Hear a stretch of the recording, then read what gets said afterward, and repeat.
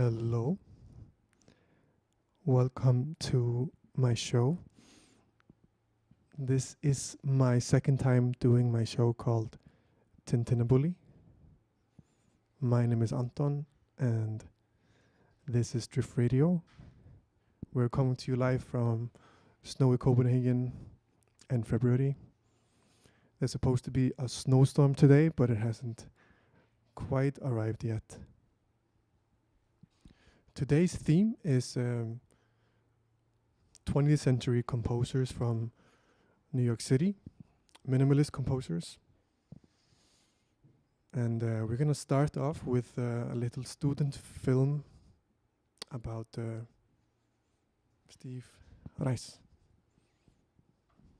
Sing an old song for you called Gotham. That's not the one.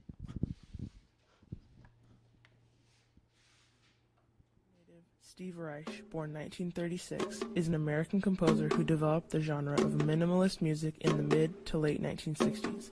He and his contemporaries, Terry Riley and Philip Glass, have been drawing on cultural music like African, Balinese, and Indian music for stylistic influence. Minimalist music is characterized by a steady pulse, clear tonality, and insistent short melodic patterns. Its texture and harmony often stay consistent for long periods of time, creating a trance-like or hypnotic effect. Listen how Reich's drumming reifies this mesmeric effect.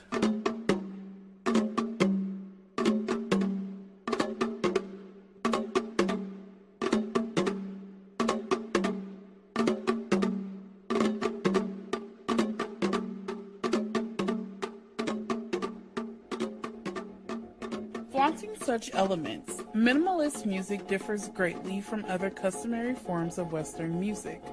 With music so strange and distant from the musical norm, how can it appeal to the normal listener? Like many music genres before it, minimalist music rebels against its preceding genres. It simplifies the series and dimension-based composition of surrealism and incorporates intentional and direct tone selection, unlike chance music. Emerging from the same pool of simple design and bold style, minimalist art visually embodies the techniques and sensations of minimalistic music. Similar to modern art, minimalistic music was initially poorly received, even by contemporary composers, which led minimalist composers to seek affirmation and inspiration from minimalist artists. Like many of the modern artists of the time, Reich appears to be interested in the process of music creation as much as the final product. Occasionally, Reich transforms his innovative music into art by displaying the music creation process. Incorporating microphone pendulums, unusual dances, and clapping choruses are a few of his techniques for merging music and visual arts. His attention to the expansion of slow processes, which requires the audience to focus on aural subtleties, highlights the metamorphosis of music. Additionally, Reich displays performances so the listener can clearly perceive how the music is being made. By viewing the musicians playing the instruments mostly for long periods of time, the audience gains an appreciation for the art of music creation as it appears more difficult. This play between the simplistic sounds and the arduousness and strain of the musician's laborious tasks is what grants Reich's artistic work its dazzling quality. Among the methods that assist in making Reich's music fantastic, his phasing technique contributes most to the strange mesmeric value of his work. Reich transferred this looping technique from his recorded tape pieces such as It's Gonna Rain and Come Out to a live performance, his piano phase. Listen to the growing dissonance between the separate voices in each sample.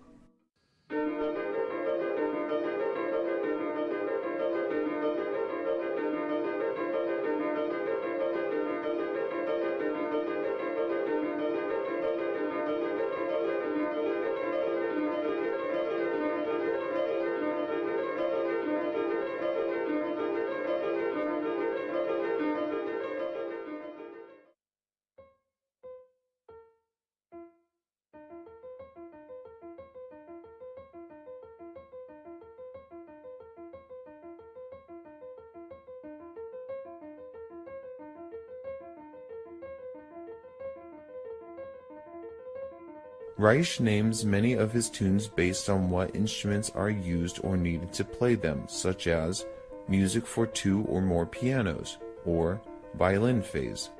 These act as a set of instructions for other musicians to replicate Reich's music properly. In his music, there are monotonous, busy, crowded, and sometimes even cacophonous sounds that emulate the industrial world around his audience, striving for common relevance and universality. According to music critic Andrew Clements, few composers changed the course of music, and Steve Reich is one of those. 1976 was a turning point not only for Steve Reich's career, but for minimalist music. In this year, Steve Reich received a standing ovation for his piece, Music for 18 Musicians. The music piece was the start of the public acceptance of minimalist music. In conclusion, Steve Reich is a phenomenal composer who aspires to bring the minimalistic genre to all audiences. Ultimately, his musical universality fuels his success as a musical figurehead, now and for histories to come.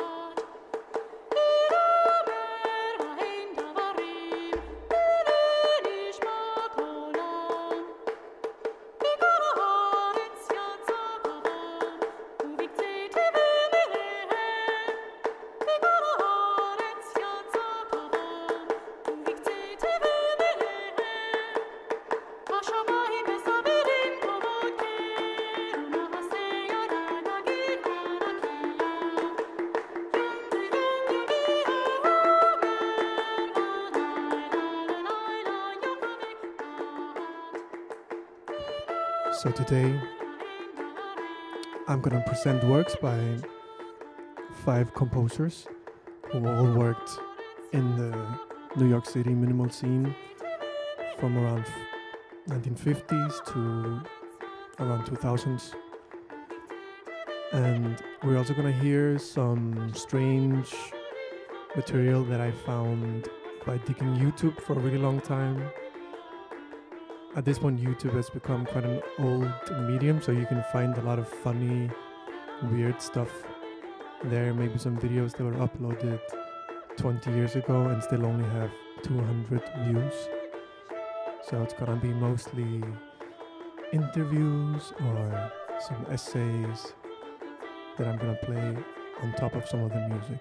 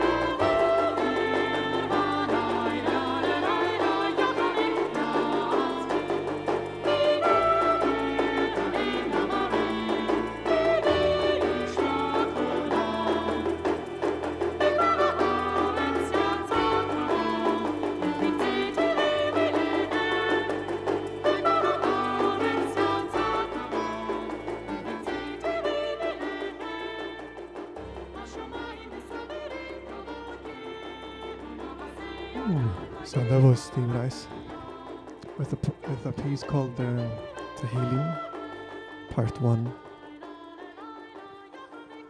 As I said before, we heard a little student video essay about Steve Rice. What I'm gonna play next is something very funny I found on YouTube, which is John Cage talking about Glenn Branca for 18 minutes. And he's actually kind of shit-talking Glenn Branca, but in a very sort of kind way, you could say. A very John Cage kind of way. I think it's a very interesting 18 minutes because he goes all over the place and talks about philosophy and sort of where popular music is today, and he sees Glenn Branca as this sort of new avant-garde rock star. It's like 30 years after John Cage entered the scene with his 433 silent piece. So I think it can be quite an interesting contrast between these two minimalist composers. So I'm gonna play John Cage shit-talking Glenn Branca, and first I will play a piece by Glenn Branca on top of it, and then later a piece by John Cage as well. You know, when I'm home, I don't listen to music because I spend so much time writing it. And I just listen to the sounds around me. Like I'm listening to these sounds too now, even though we're talking. But when there's one of these festivals, I go, as you may have noticed, I go religiously to every single concert. It's my one opportunity to hear music. And for the most part, I enjoy everything. Last night I was, I didn't really enjoy the Branca piece. It wasn't because it was so loud, because I can put up with the loudness. But I felt negatively about what seemed to me to be the political implications. I wouldn't want to live in a society like that. In which someone would be requiring other people to do such an intense thing together. I've been thinking more about it today, but I really didn't like the experience. But as I think about it, I become more open to it. Not that I would embrace it, but at least I wouldn't forbid it.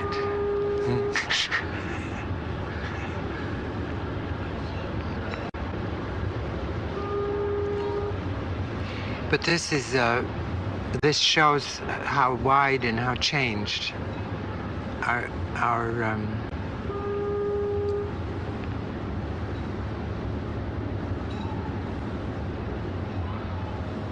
notion of composition is.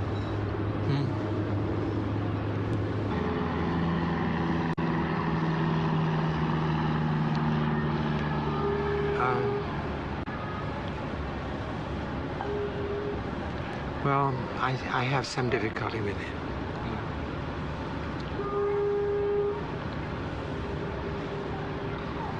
The Branca is an example of sheer determination of one person to be followed by the others.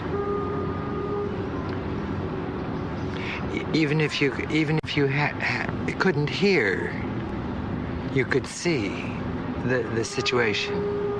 That is not a shepherd taking care of the sheep, but of a leader insisting that the people agree with him,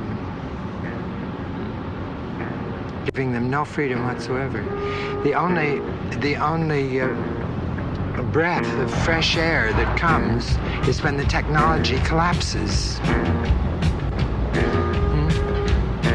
the amplifier broke. That was the one moment of freedom from the intention. But the moment that it was reinstated, the intention resumed. But what is the difference? I mean, you also have always determined the goals. Even if you said it's going to be a non-goal for me, then it's also a determination that you have thought before you wrote the piece. But you defined your non-goal as goal also. No, that's a misuse of the language. If you say that a non-goal is a goal, then you're using the language to defeat the language, to defeat the mind. If I can't say non-goal, mean non-goal, instead of meaning goal again, then the language is of no use. I have a different attitude toward life than he is expressing. It's not the same.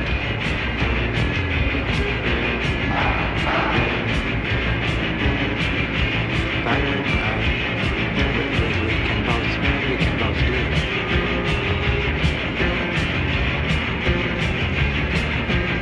I don't think, though, that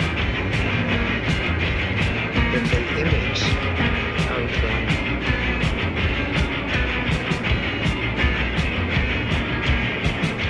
of that power and intention and determination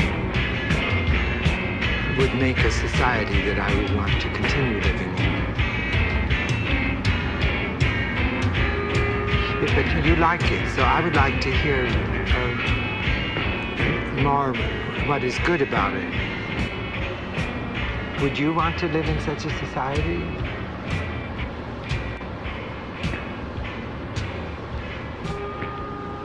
I can't imagine wanting to live in such a society.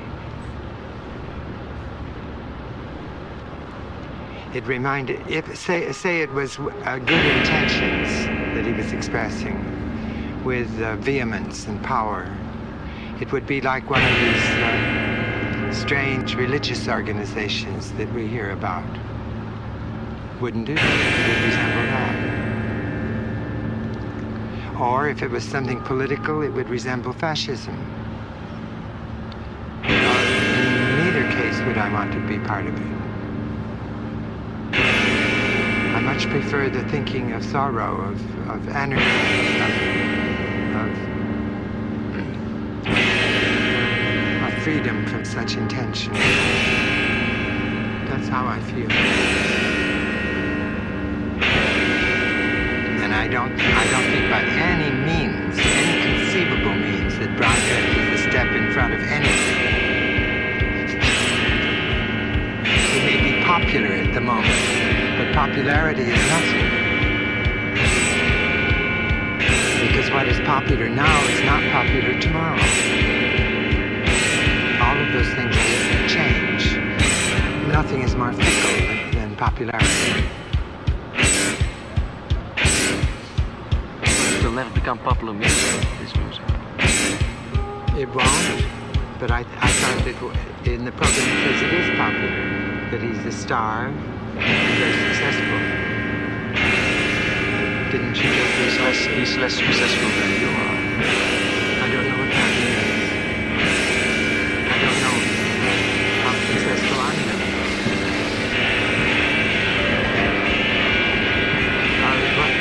What I'm doing now is trying to find the next piece I'm trying to write. So far I haven't succeeded.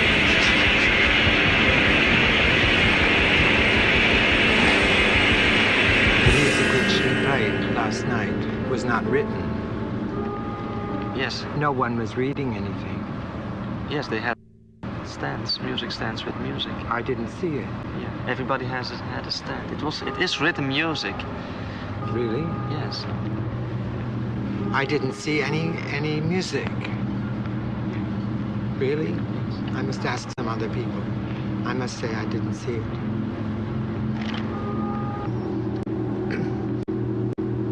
David Tudor's music now has to have David Tudor with it, otherwise it doesn't get played. And I think Branca is the same way. It has to have Branca. Laurie Anderson has to have Laurie Anderson. My music is quite different. I don't have to be present.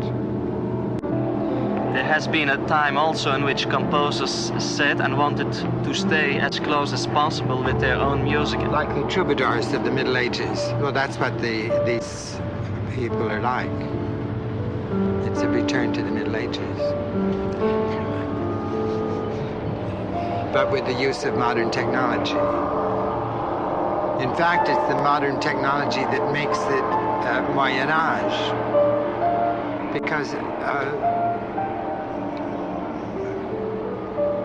they make circuits and so forth, upon which they become habitually dependent. And if the circuits don't work, don't function, the music collapses.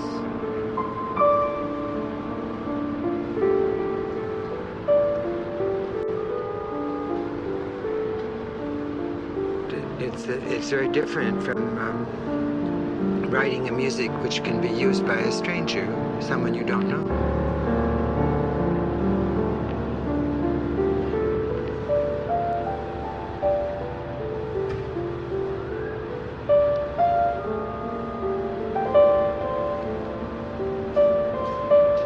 Or at least you cut the,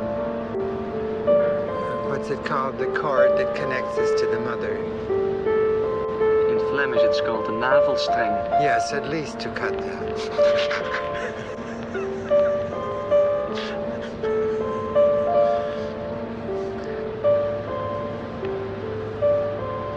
There was a beautiful remark by Margaret Mead. Do you know her name? I knew her, and she said that now that we live longer than we did, that there's no reason why we should continue doing the same thing all the time. That we could change more than we thought was proper before. I always try to find something new. The idea of newness is... It interests me, yes. And if you want to say then that always wanting something new is the same thing all the time, then again you're not using the language properly. You were one step before me now. But weren't you going to go there?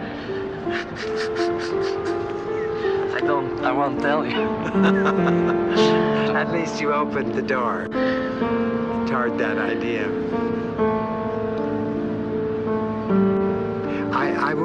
I wouldn't mind becoming open to them.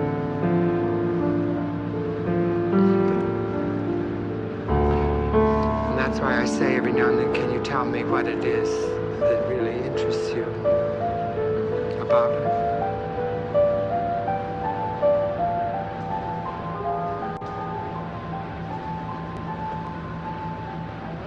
It has to do with non-communication.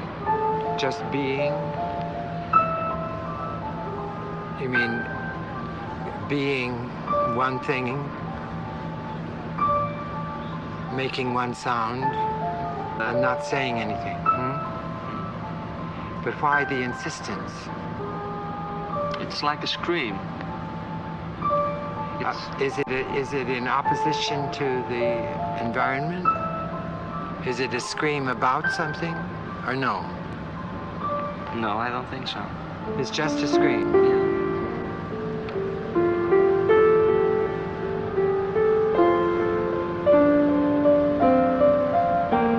It's hopeless.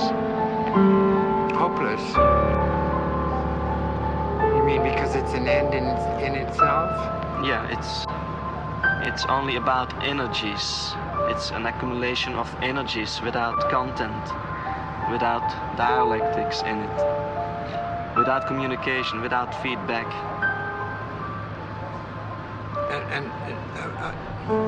It's very libidinal. What does that mean? Full of desire? Yeah. Well, then it is dialectic, because desire is for something other than itself. Is it erotic? I say yes. But not with regard to anything loved, just with regard to itself? Probably. Then it's purely narcissistic. Yes. Then of what use is it? It's probably useless. Why? Then how can you like it if it's useless? Or how can you use it if it's useless?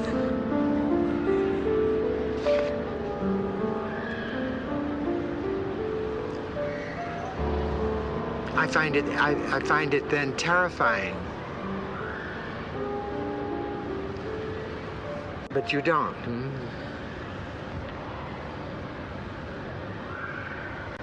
My knees were weak last night after that experience.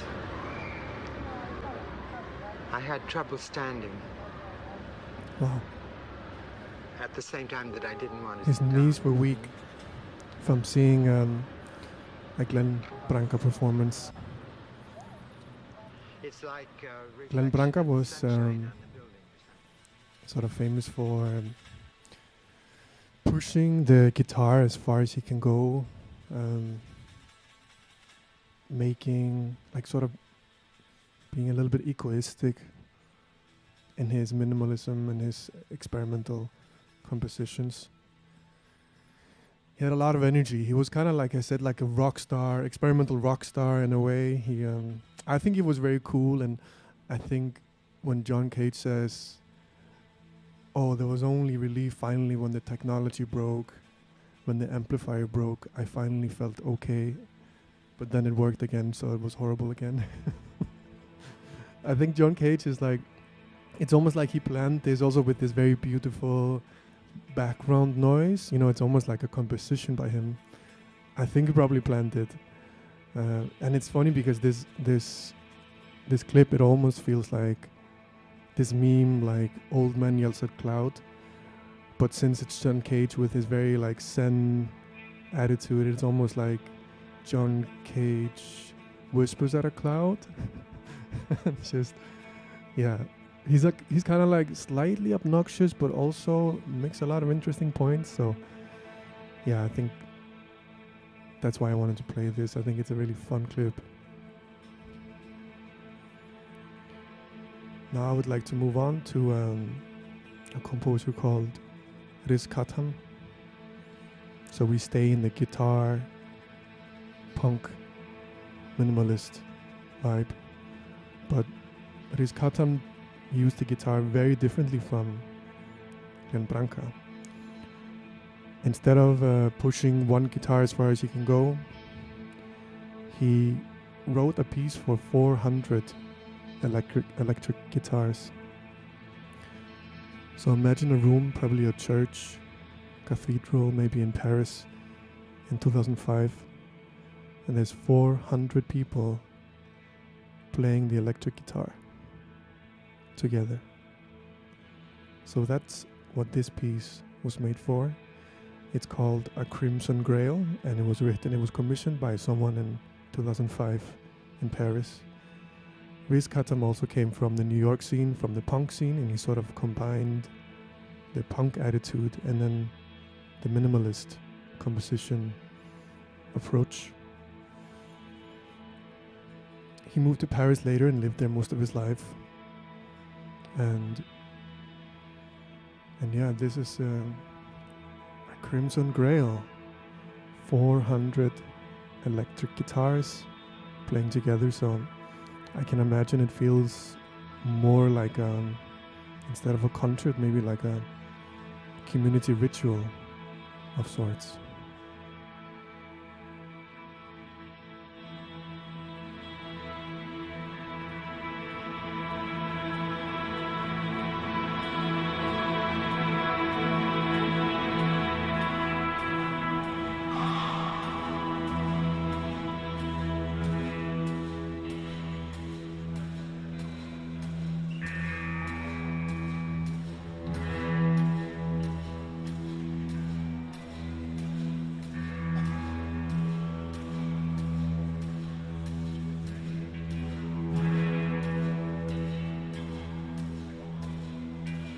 found a very old interview with him as well that only had 100 views on YouTube, where he was interviewed by Ear magazine. It's very bad quality, but it gives you a bit of a taste of his character.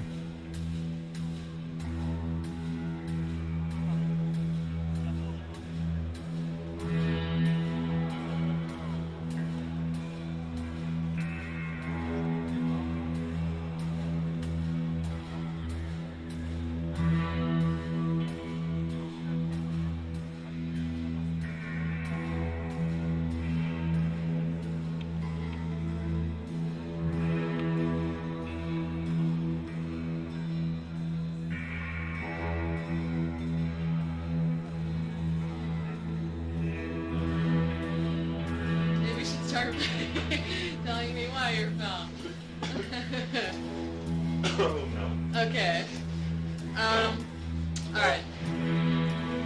And discuss anything but my work. Okay. I Anything really but don't- your work. Anything but my work. I'm not giving you the quick one out. A little later on. Let's see. What would you like to know about? We can discuss my persona. What do you want to know about? Well, what I wanted to just clear up for our readers and my own stuff, knowledge, Yeah. was well, for instance, I really liked your music when I first heard it, and I don't know that a great deal about music per se, and I was wondering how can you describe your music to people who like myself, who kind of immediately are attracted to it, but don't really know where to categorize it. And then, of course, you probably hate the issue of categorization, but, All right. Well, my major artistic influences are Pierre Boulez and the Smurfs. So we can sort of go from there. Uh-huh. How would I describe what I do? I'm king of a specific kind of sound that I'm responsible for creating. And what I do is something that has, a lot of people have attempted to duplicate, but I don't think anybody's attempted, really successfully creating what I do.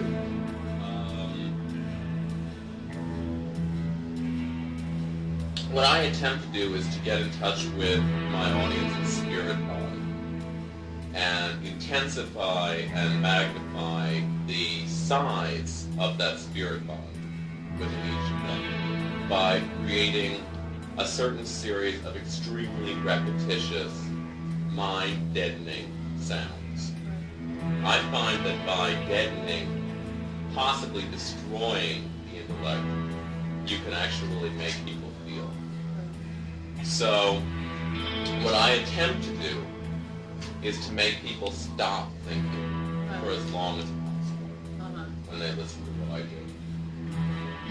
Now, that's something that I've tried to do for a long time. I think as time goes by, I stop people from thinking more and more effectively. Right. At least that's what I hope. Okay. Are your volume levels part of that deadening? My volume levels are as they are because that's basically the only thing that I can hear. Really? I have massive vitamin B deficiency, which has resulted in permanent loss of both my short and long term, and also significant damage to my hearing, which is really basically why I compose things that are basically considered because it would be very, very difficult for me to play things that consisted of more than singing. Right. But you wouldn't hear the I wouldn't hear subtleties? anything. You wouldn't hear anything. I never created the volume levels that I perform with in order to solve people. I created them in order to be able to hear myself play. Right.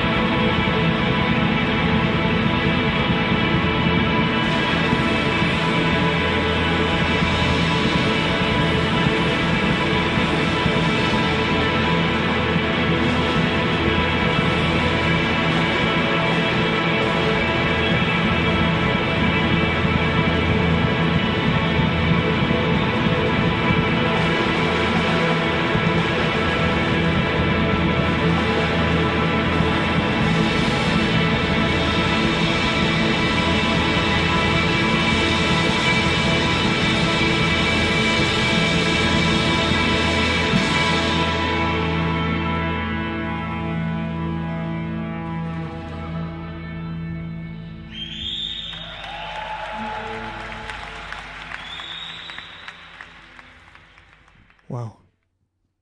I really like this piece.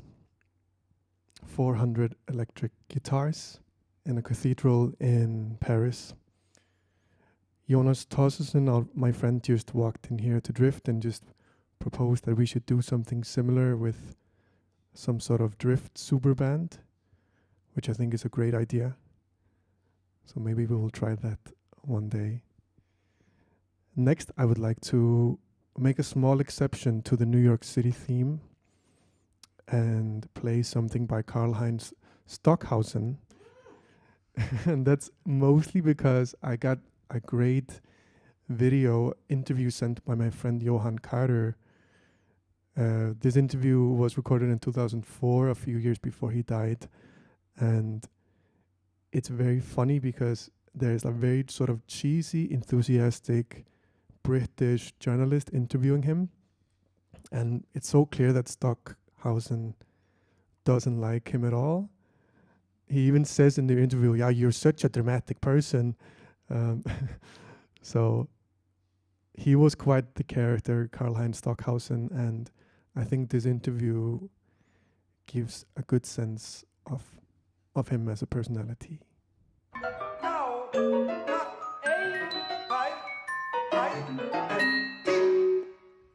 No, Antonio, you always have the same pitch. But I want very different pitches, if you please. P-Tate, poi to. To his disciples, Karl-Heinz Stockhausen is a genius who has redefined what music can be.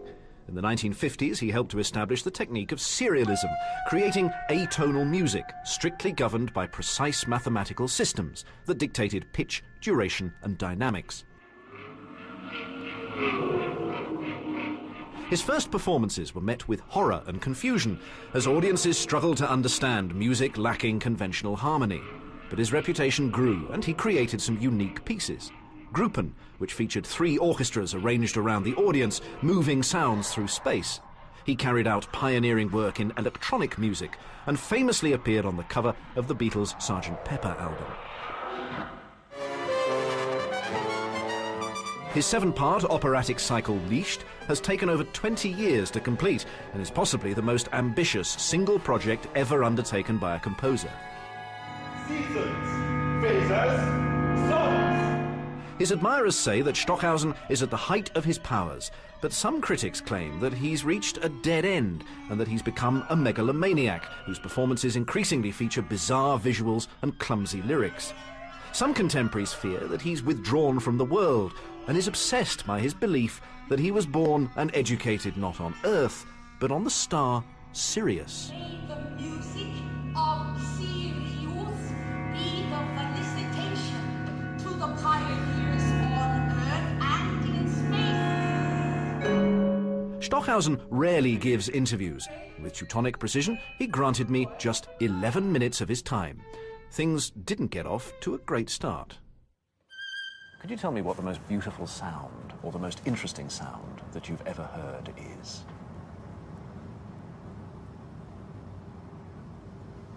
No.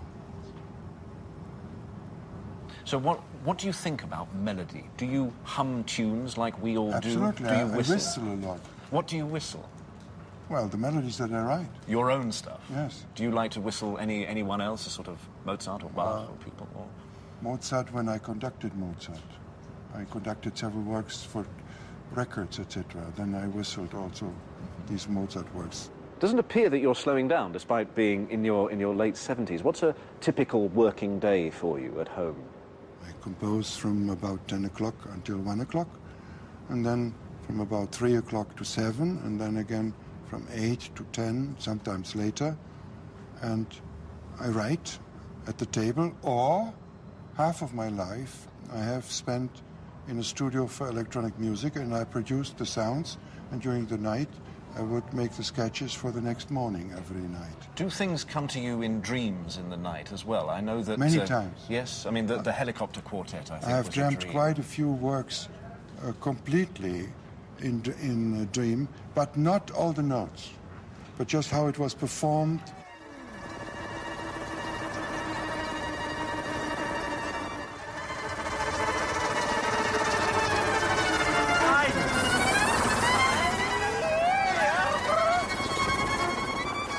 When you dream music, do you dream the sound, or do you see the score? No, more a sound. More a sound. So you hear and you dream. Yeah, yeah. So, like we say, do you dream in colour? Actually, you're dreaming in octaves, yeah, in but melodies. I said also the performance is an experience of the dream. Several times it has happened when I participated in the performance. Antonio, the syllables are like that, nicht po-e, sag einfach poi. Poi. Also pi, te, te, poi, to. A great deal of the early 20th century avant-garde, people like Schoenberg and Berg and people like that, they suffered a great deal, this idea of entartata music, sort of degenerate music, because they were different, because they were breaking with tradition. I mean, presumably you've been treated much better than that as a revolutionary, haven't you? What happened to my work since 1951 was comparable to what happened to the Viennese school.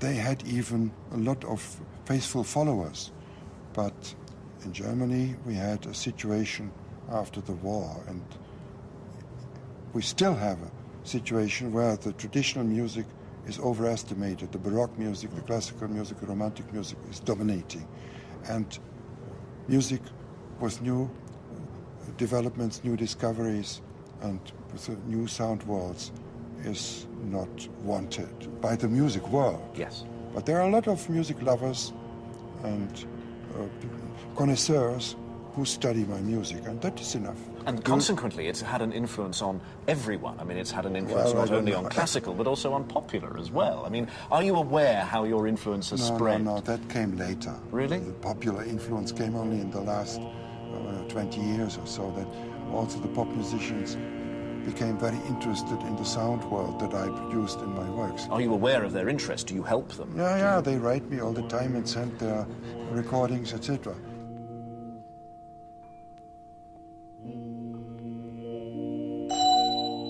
This is wonderful. I have to write that into the part. That is your invention, but I think it should always be done like that with tremolo ritardando. Very beautiful. When you respond to tradition like you do, and you revolutionize it and you tear it all up, are you doing that because you hate the tradition, or just because you want to do something new? No, you are such a dramatic person. It isn't. It's not that dramatic. Absolutely not. I told you that I conducted Mozart music and played a lot of romantic music and classic music as a pianist in Baroque music. No, I didn't break anything. I just left it as it is. But I added a lot of new works, over 300 works, and there's enough to study now for centuries to add this to the traditional music. So there's never something like that among artists that they break each other's work. That is respectless, and I don't like that at all. In your sound world, is the music about anything else? Is it describing something, or is it just about itself? I hope so. Okay, let's check it. Thank you very much indeed.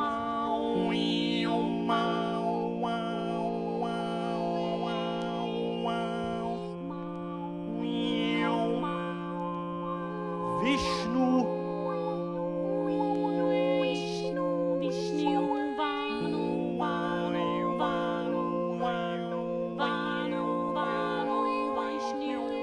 So this is a piece called Stimmung by Stockhausen from 1968, and actually Björk sampled this in her Triumph of the Heart song, exactly this part.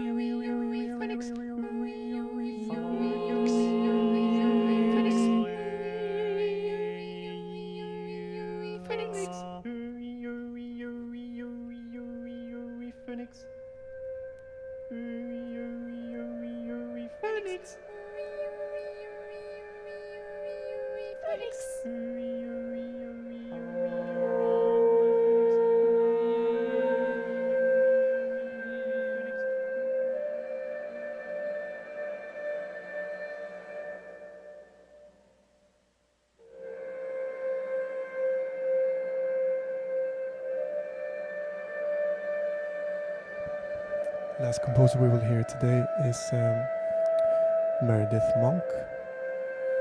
She also came from the New York minimalist avant-garde scene, and I think she was a big inspiration to a lot of female singers. She explored how or what her voice could be, how her voice could be any emotion, any animal, any aspect of life. And now we're hearing a piece called Dolmen Music. And after that I will play a short interview where she talks about her exploration of her voice.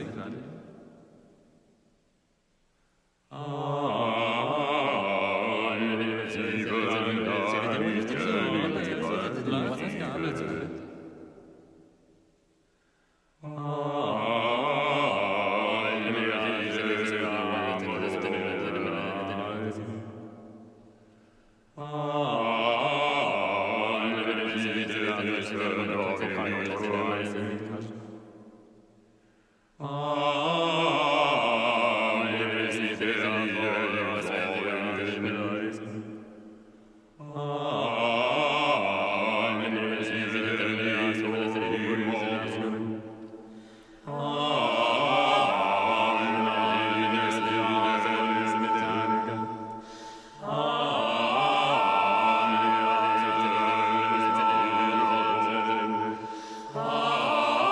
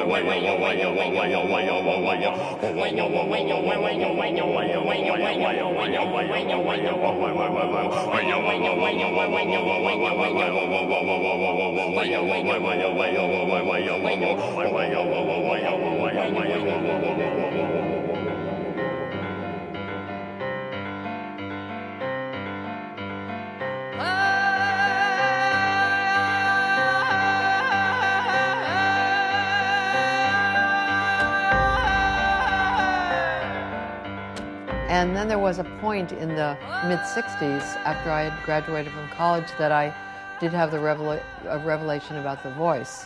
Because when I first came to New York, my work was much more gestural, and I was working a lot in art galleries, doing solo pieces with a little bit of vocal work, but not full-out singing as much, and I missed it. So I sat down at the piano and I just started doing my regular Western European vocalizing, and I had a revelation one day that the voice could be like an instrument, and that I could work with my voice the way that I did with my body, to make my own unique kind of choreography, that I could do the same thing with my voice. That within the voice were male and female, animal, vegetable, minerals, landscape, feelings that we don't have words for, very in between, feelings that we label. I was very aware of the ancient power of the voice, and that I could also use different ways of producing sound. The breath as part of a song, very nasal kind of resonance, and pull out my range. That was the first thing that I really worked on, very high and very low. And then also I had the sensation that I was coming back to my bloodline, to my family bloodline. And that was, I was coming in my own way, and I knew that it was going to be the emotional heart of my work, because I had already by that point done some large, what you would call multimedia pieces, with, some singing in it, but not, as extended. And so from that point on, the exploration of my voice, as an instrument was the center of my work, and has been up to this day. And I think as the years went by, I started getting less interested in this kind of theatricality and much more interested in just the music itself. And then started getting very interested in just doing music concerts. My whole spectrum, I feel, you could get in a music concert. And a lot of that came, right around the time I was started recording for ECM.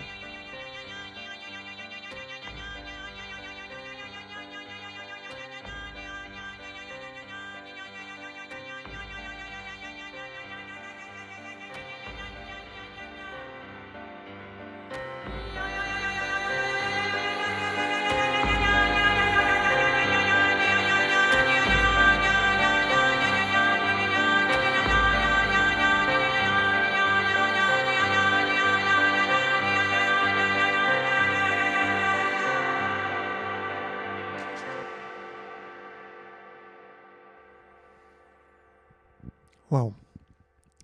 That was Meredith Monk on how she uses her voice. I believe Meredith Monk is probably a big inspiration for a lot of contemporary artists. I think some also in our Copenhagen scene, in this sort of Copenhagen plus cool art folksy scene we have going here. I believe Björk has said that she was one of her main inspirations. So I have one more piece to play today, and that's also Meredith Monk, a live performance from Santa Fe in 2004. Yeah, thanks for listening. I'd like to sing an old song for you called Gotham Lullaby.